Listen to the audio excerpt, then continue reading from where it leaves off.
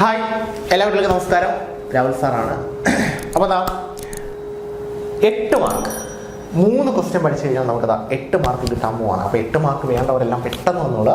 3 question പഠിച്ചു കഴിഞ്ഞാൽ നമുക്കതാ 8 mark കിട്ടാൻ പോവാണ്. ഇത് നമുക്ക് ചിലതൊക്കെ 3 മാർക്കിന്, ചിലതൊക്കെ 2 മാർക്കിന്, ചിലതൊക്കെ 1.5 മാർക്കിന്, ഇങ്ങനെ പല രീതിയിലാണ് ചോദിക്കുന്നത്. അപ്പോൾ എന്തായാലും 8 മാർക്ക് സ്കോർ ചെയ്യാൻ പറ്റും. ഈ 3 ക്വസ്റ്റ്യനും പഠിച്ചു കഴിഞ്ഞാൽ ഓൾമോസ്റ്റ് 8 മാർക്ക് നമുക്ക് സ്കോർ ചെയ്യാൻ പറ്റും. ആ രീതിയിലൊക്കെ ക്വസ്റ്റ്യൻ നമുക്ക് ചോദിച്ചിട്ടുണ്ട്. ഓരോ ക്വസ്റ്റ്യൻസ് ആയിട്ട് നമുക്ക് എക്സ്പ്ലെയിൻ ചെയ്യും. ഒന്ന് SN1 ആൻഡ് SN2 റിയാക്ഷനാണ്. എന്താണ് SN1 റിയാക്ഷൻ, എന്താണ് SN2 റിയാക്ഷൻ? നിങ്ങൾക്കതറിയാം. SN1 ന്യൂക്ലിയോഫിലിക് സബ്സ്റ്റിറ്റ്യൂഷൻ ഹാലോ ആൽക്കീൻസിലും ഹാലോറീൻസിലും നമ്മൾ പഠിക്കുന്നതാണ്. SN1 ന്യൂക്ലിയോഫിലിക് സബ്സ്റ്റിറ്റ്യൂഷൻ യൂണിമോളിക്കുലാറും SN2 ന്യൂക്ലിയോഫിലിക് സബ്സ്റ്റിറ്റ്യൂഷൻ ബൈമോളിക്കുലാറുമാണ്. SN1 റിയാക്ഷൻ 2 സ്റ്റെപ്പിലാണ് നടക്കുന്നത്. നിങ്ങൾക്കറിയാം. SN2 റിയാക്ഷൻ ഒറ്റ സ്റ്റെപ്പിലാണ് നടക്കുന്നത്. SN1 റിയാക്ഷൻ ആണെങ്കിൽ അവിടെ ടെർഷറി, സെക്കൻഡറി, പ്രൈമറിയാണ് റിയാക്ടിവിറ്റി. SN2 റിയാക്ഷനകത്ത് പ്രൈമറി, സെക്കൻഡറി, ടെർഷറിയാണ്. SN2ൽ നമുക്ക് ഇൻവേർഷൻ കോൺഫിഗറേഷനും SN1ൽ റിട്ടൻഷൻ കോൺഫിഗറേഷനുമാണ്. പിന്നെ SN1 reaction highly stereo specific ആണ്. അങ്ങനെയുള്ള കുറേ കാര്യങ്ങളുണ്ട്. ടേബിളൈസ് ചെയ്ത് നമ്മൾ പറഞ്ഞിട്ടുണ്ട്. അതുമാത്രമല്ല, അങ്ങനെ ക്ലാസിഫൈ ചെയ്യാനും പഠിക്കണം.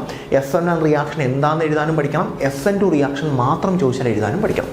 അങ്ങനെ പല രീതിയിലാണ് SN1 SN2 ചോദിക്കുന്നത്. ചിലപ്പോൾ SN1 SN2 ക്ലാസിഫൈ ചെയ്യാൻ പറയും, ചിലപ്പോൾ SN1 എന്താണെന്ന് മാത്രം ചോദിക്കും, അല്ലെങ്കിൽ SN2 എന്താണെന്ന് മാത്രം ചോദിക്കും. അങ്ങനെ പല രീതിയിൽ ക്വസ്റ്റ്യൻ ചോദിക്കും. എങ്ങനെ ചോദിച്ചാലും നിങ്ങൾക്ക് എഴുതാൻ പറ്റണം. വേറെ കാര്യമൊന്നുമില്ല. എങ്ങനെ ചോദിച്ചാലും നിങ്ങൾ എഴുതും, നിങ്ങൾക്ക് എഴുതാൻ പറ്റണം. അപ്പം പല രീതിയിൽ ചോദിക്കാത്തതുകൊണ്ടാണ് നമ്മൾ 8 മാർക്കിന് 3 ക്വസ്റ്റ്യൻ അങ്ങനെ പല രീതിയിൽ നമ്മൾ കാൽക്കുലേറ്റ് ചെയ്തിട്ടാണ് 8 മാർക്ക് എടുത്തേക്കുന്നത്. 3 question 8 mark. Okay.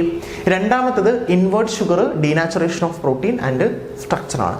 Invert sugar എന്താണെന്ന് അറിയാം നിങ്ങൾക്ക് എല്ലാവർക്കും അല്ലേ? ഇൻവേർട്ട് ഷുഗർ എന്ന് പറഞ്ഞു കഴിഞ്ഞാൽ ഒരു സിമ്പിൾ ഒരു കാര്യമാണ്. നമ്മുടെ സൂക്രോസ്, ഇത് ഡെക്സ്ട്രോ റൊട്ടേറ്ററി ആണ് അല്ലേ? ഡി ആണ്. വരുന്ന പ്ലെയിൻ പോളറൈസ് ലൈറ്റിനെ റൈറ്റിലോട്ട് റൊട്ടേറ്റ് ചെയ്യിപ്പിക്കും. ഇതിനെ നമ്മൾ വെള്ളത്തിലിട്ടാൽ നമുക്ക് ഗ്ലൂക്കോസും ഫ്രക്ടോസും 2 എണ്ണം വെള്ളത്തിൽ കിട്ടും. ഗ്ലൂക്കോസും കിട്ടും, ഫ്രക്ടോസും കിട്ടും. ഇത് രണ്ടും പ്രൊഡ്യൂസ്ഡ് ആവുന്നുണ്ട്. നമ്മൾ സൂക്രോസിനെ വെള്ളത്തിലിട്ടാൽ ഗ്ലൂക്കോസും കിട്ടും, ഫ്രക്ടോസും കിട്ടും. അതിനകത്ത് ഗ്ലൂക്കോസ് ഡെക്സ്ട്രോ റൊട്ടേറ്ററി ആണ്, ഡി.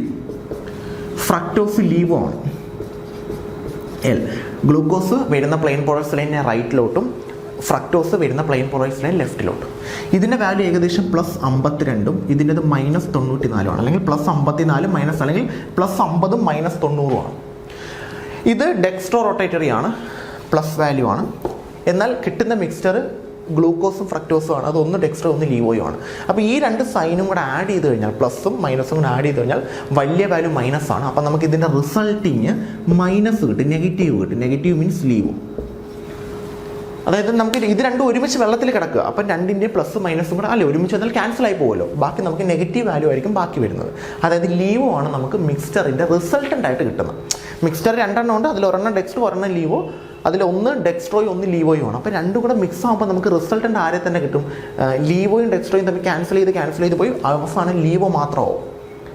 അപ്പം ഇത്രയുള്ള സംഭവം ഇൻവേർട്ട് ഷുഗർ എന്ന് പറഞ്ഞു കഴിഞ്ഞാൽ സൂക്രോസ് ഡെക്സ്ട്രോ റൊട്ടേറ്ററി ആണ്. പക്ഷെ അതിനെ വെള്ളത്തിലിടുമ്പോൾ നമുക്ക് കിട്ടുന്ന മിക്സ്ചർ, റിസൾട്ടിങ് മിക്സ്ചറിൻ്റെ ഏതായിരിക്കും? ലീവോ റൊട്ടേഷൻ ആയിരിക്കും. അപ്പം തലതിരിഞ്ഞു, ഡെക്സ്ട്രോ ലീവോ ആയി, ഇൻവേർഷൻ സംഭവിച്ചു. അതാണ് ഇൻവേർട്ട് ഷുഗർ എന്ന് വിളിക്കുന്നത്.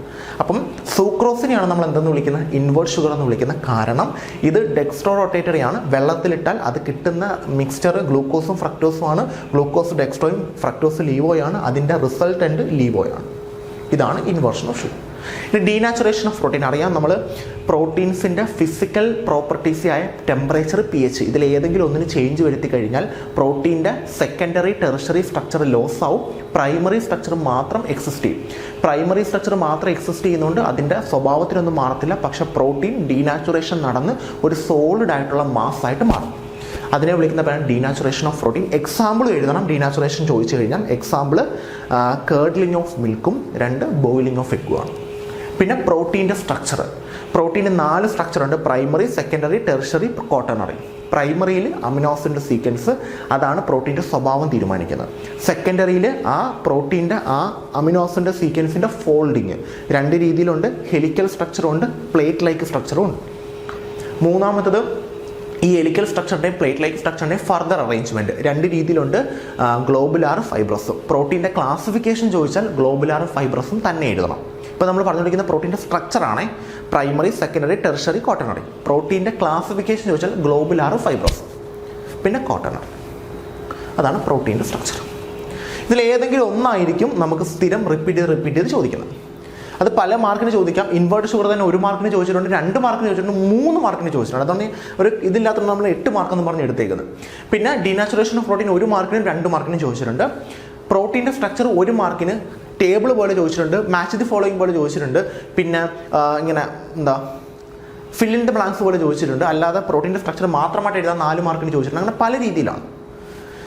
പിന്നെ corrosion and prevention techniques. Corrosion എന്താണ്, അതിനെ പ്രിവെൻറ്റ് ചെയ്യുന്ന ടെക്നിക്സ് എന്താണ്, അതിനോടൊപ്പം തന്നെ നമ്മുടെ റസ്റ്റിംഗ് ഓഫ് അയണും കൂടെ നോക്കി വെച്ചേക്കാം. റസ്റ്റിംഗ് ഓഫ് അയൺ ഇതിൽ ഏതെങ്കിലും ഒന്നായിരിക്കും ചോദിക്കും. ഇതെല്ലാം നമ്മുടെ ഇലക്ട്രോ കെമിസ്ട്രിയിലെ ടോപ്പിക്കാണ്. കൊറോഷൻ പിന്നെ പ്രിവെൻഷൻ ടെക്നിക്സ്. കൊറോഷൻ അതിൻ്റെ പ്രിവെൻഷൻ ടെക്നിക്ക് ഇമ്പോർട്ടൻ്റ് ആണ്. റസ്റ്റിംഗ് ഓഫ് അയൺ ആനോഡിലും കാതിലും റിയാക്ഷൻ ചേർത്ത് പഠിക്കും. ഈ ടോപ്പിക്ക് ഇത്രയും പഠിച്ചു കഴിഞ്ഞാൽ 8 മാർക്ക് കൺഫേംഡ് ആണ്. മാക്സിമം പഠിച്ചിട്ട് തന്നെ പോകും. ഓക്കെ, നെക്സ്റ്റ് ക്ലാസ്സിൽ കാണാം.